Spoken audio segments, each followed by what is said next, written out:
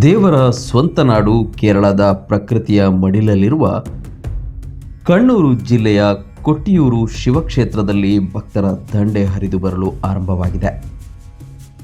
ಕೇರಳ ರಾಜ್ಯದ ಎರಡನೇ ಅತಿ ಶ್ರೀಮಂತ ದೇಗುಲ ಎಂದು ಹೆಸರುವಾಸಿಯಾಗಿರುವ ಈ ಕೊಟ್ಟಿಯೂರು ಕ್ಷೇತ್ರ ಇರೋದು ದಟ್ಟ ಅಭಯಾರಣ್ಯದ ಮಧ್ಯೆ. ಈ ಅಭಯಾರಣ್ಯದ ಮಧ್ಯೆ ಹರಿಯುವ ವಾವಲಿ ನದಿಯ ಎರಡು ತಟದಲ್ಲಿ ಶಿವಕ್ಷೇತ್ರವಿದ್ದು, ಇದಕ್ಕೆ ಅಕ್ಕರೆ ಕೊಟ್ಟಿಯೂರು ಮತ್ತು ಇಕ್ಕರೆ ಕೊಟ್ಟಿಯೂರು ಎನ್ನುವ ಹೆಸರಿನಲ್ಲಿ ಕರೆಯಲಾಗುತ್ತದೆ.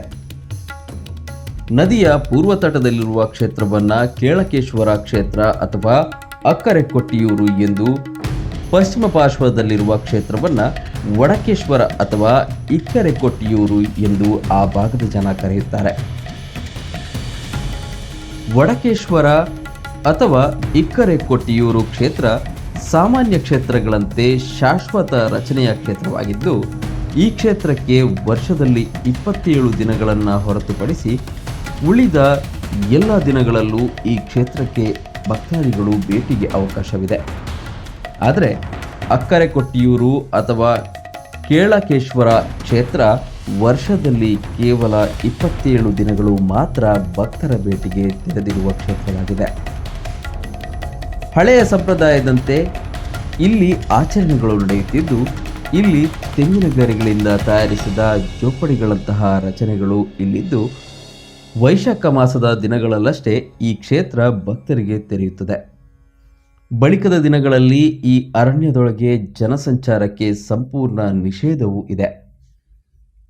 ಸತಿಯು ಇಲ್ಲಿ ಬೆಂಕಿಗೆ ಹಾರಿ ದೇಹತ್ಯಾಗ ಮಾಡಿದ್ದಾಳೆ ಎನ್ನುವ ನಂಬಿಕೆ ಭಕ್ತರದ್ದಾಗಿದ್ದು, ಸತಿಯು ಕುಳಿತ ಪೀಠದಂತಹ ಜಾಗ ಇಲ್ಲಿ ಇಂದಿಗೂ ಕಾಣಸಿಗುತ್ತದೆ. ದಟ್ಟ ಅರಣ್ಯ ಮತ್ತು ನದಿಯ ತಟದಲ್ಲಿರುವ ಕಾರಣ ಈ ಕ್ಷೇತ್ರದ ಸುತ್ತಲೂ ನೀರು ಆವರಿಸಿದ್ದು, ಇಲ್ಲಿನ ಶಿವಪಾರ್ವತಿಯ ಮೂರ್ತಿಯನ್ನ ಈ ಕ್ಷೇತ್ರದ ಸುತ್ತಲೂ ಆನೆಯ ಮೇಲೆ ಪ್ರದಕ್ಷಿಣೆ ಮಾಡಲಾಗುತ್ತಿದ್ದು, ಇದುವೇ ಇಲ್ಲಿನ ಪ್ರಮುಖ ಆಕರ್ಷಣೆಯಾಗಿದೆ. ಶುದ್ಧ ಚಿನ್ನ ಮತ್ತು ಅಪೂರ್ವ ಕಲ್ಲುಗಳ ಸಂಗ್ರಹವು ಇಲ್ಲಿದ್ದು, ಇಲ್ಲಿ ಸಿಗುವ ಚಿನ್ನ ಮತ್ತು ಕಲ್ಲುಗಳನ್ನು ಇಕ್ಕರೆ ಕೊಟ್ಟಿಯೂರಿನ ಕೊಠಡಿಯಲ್ಲಿ ಭದ್ರವಾಗಿ ಇಡಲಾಗಿದೆ ಎನ್ನಲಾಗಿದೆ. ಇವುಗಳು ಅತ್ಯಂತ ಬೆಲೆ ಬಾಳುವ ಕಾರಣದಿಂದಾಗಿಯೇ ಈ ಕ್ಷೇತ್ರವು ಅತ್ಯಂತ ಶ್ರೀಮಂತ ಕ್ಷೇತ್ರವೆಂದು ಹೆಸರುವಾಸಿಯಾಗಿದೆ. ಇಲ್ಲಿ ಹರಿಯುವ ನದಿಯಲ್ಲಿ ಸಿಗುವ ಕಲ್ಲುಗಳು ವಿಶಿಷ್ಟ ಗುಣಧರ್ಮವನ್ನು ಹೊಂದಿದ್ದು, ಈ ಕಲ್ಲನ್ನು ಉಜ್ಜಿದಲ್ಲಿ ಅದು ಶ್ರೀಗಂಧದ ಪರಿಮಳವನ್ನು ಸೂಸುತ್ತದೆ. ಈ ಕ್ಷೇತ್ರಕ್ಕೆ ಬರುವ ಜನ ಇಲ್ಲಿನ ಕಲ್ಲುಗಳನ್ನು ದೇವತಾ ರೂಪದಲ್ಲಿ ಪೂಜಿಸುತ್ತಾರೆ.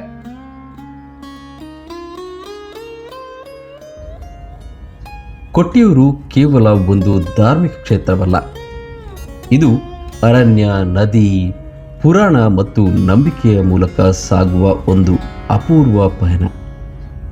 ಭಕ್ತರು ಬಾವಲಿ ನದಿಯನ್ನ ದಾಟುವ ದೃಶ್ಯ, ಪ್ರಕೃತಿಯ ಮಡಿಲಲ್ಲಿ ಮೇಳೈಸುವ ತಾತ್ಕಾಲಿಕ ಸನ್ನಿಧಾನ ಮತ್ತು ಶತಮಾನಗಳಷ್ಟು ಹಳೆಯದಾದ ಆಚರಣೆಗಳು ಭಾರತದ ಬೇರೆಲ್ಲೂ ಸಿಗದ ವಾತಾವರಣವನ್ನು ಸೃಷ್ಟಿಸುತ್ತದೆ.